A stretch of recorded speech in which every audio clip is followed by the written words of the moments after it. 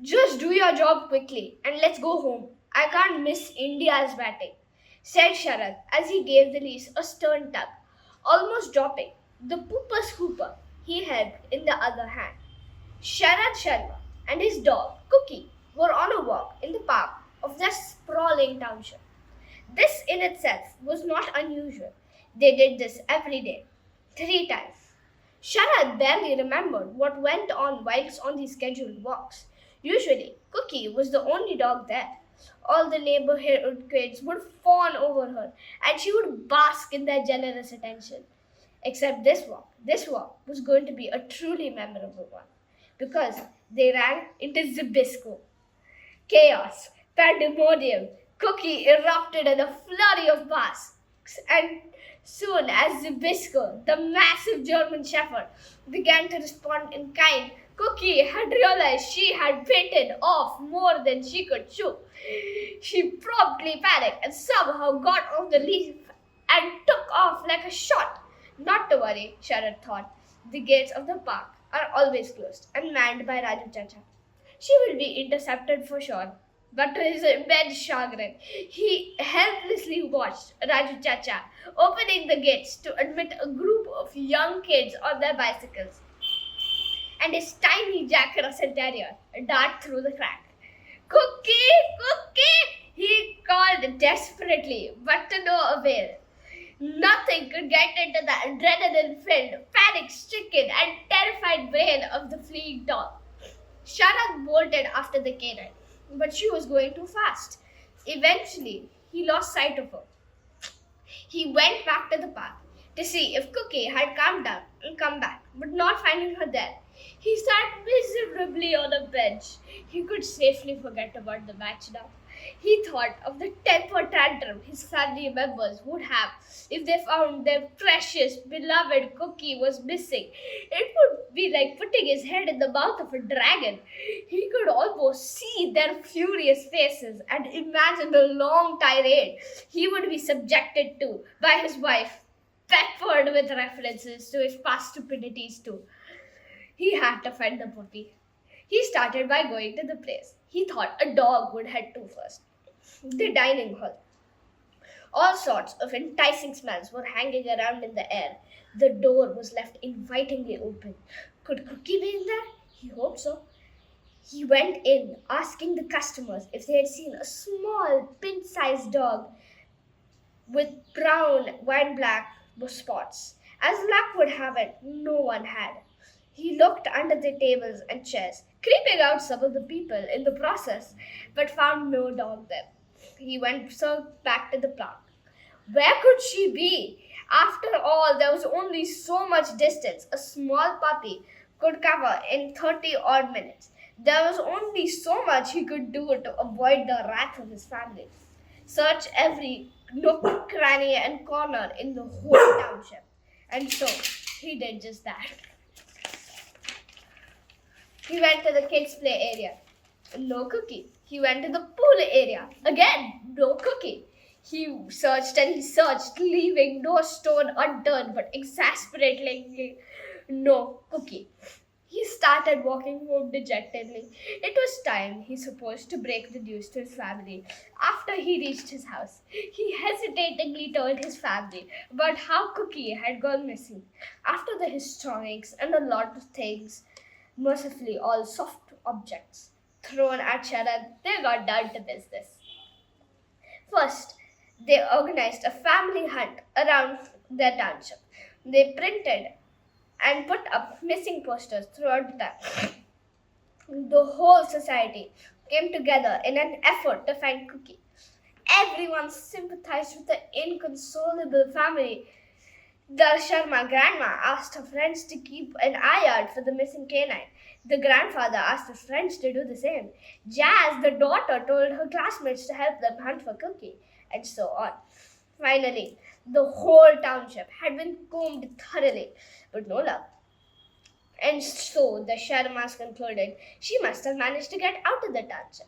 They widened the search parameters to the whole of the neighborhood. They again started putting up posters everywhere. They organized a neighborhood-wide hunt. No Cookie. So they organized a city-wide hunt, but still, no Cookie. It was almost sundown when they finally mustered the courage to file a police complaint. As they entered the station, they looked around nervously to get a hold of somebody willing to listen to their sob story. As an important VIP was going to grace the city with his presence, the cops were very busy. The family was directed to a sub-inspector. So, a sub-inspector said, "What is your complaint?" "We lost our dog, sir," Sharad's wife Dipti said, on the verge of tears. The policeman looked unperturbed, as a missing dog seemed to be the least of his concerns at that point of time. But after Dipti related the chain of events to the police, he assured them that they would look into the matter and registered an FIR, especially after she mentioned the possibility of their dog being stolen. They went home hopeful that the policemen would find Cookie. Till then, they resolved they would step up their own efforts to look for the little pooch.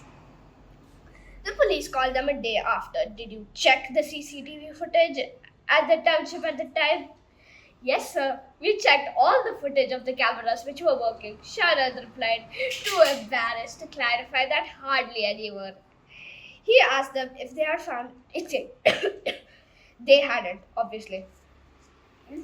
The sub-inspector tried to hide his disappointment and assured them that they would keep looking.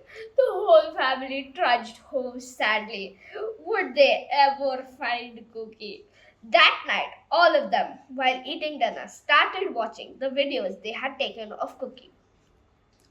Cookie playing, chasing her tail, all the funny antics and shenanigans of Cookie the Sharma family had captured over the 6 months she had been with them.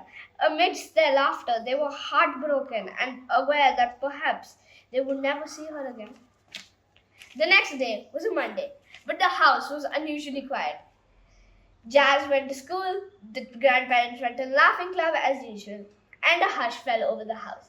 Sharad worked from home and Dipti was taking a break from work to get her mind off the terrible tragedy.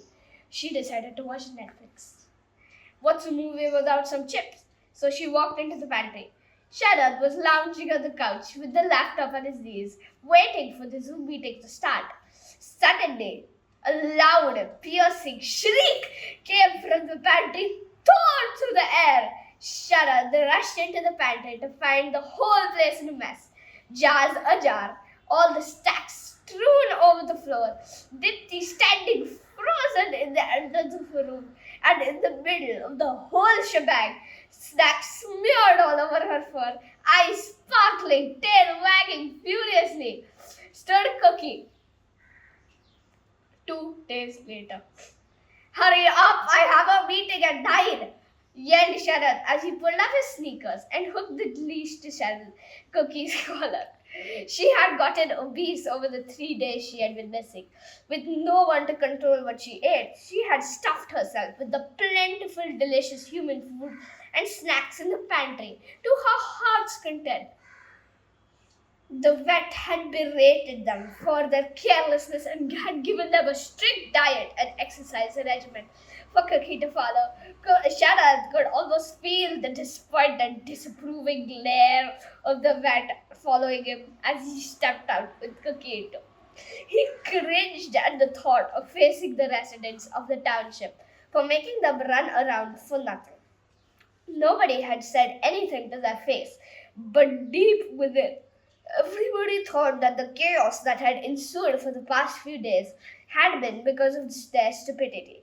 The most annoying part was that the family had to go around the town and take down the missing posters they put up.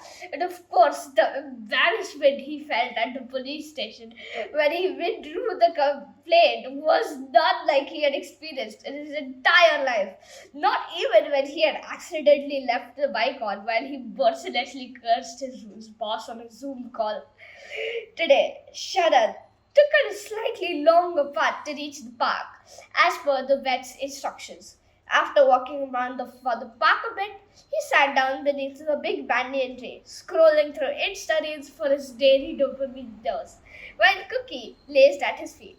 As he looked up, Sharad froze. Walking through the gate was Zibisco.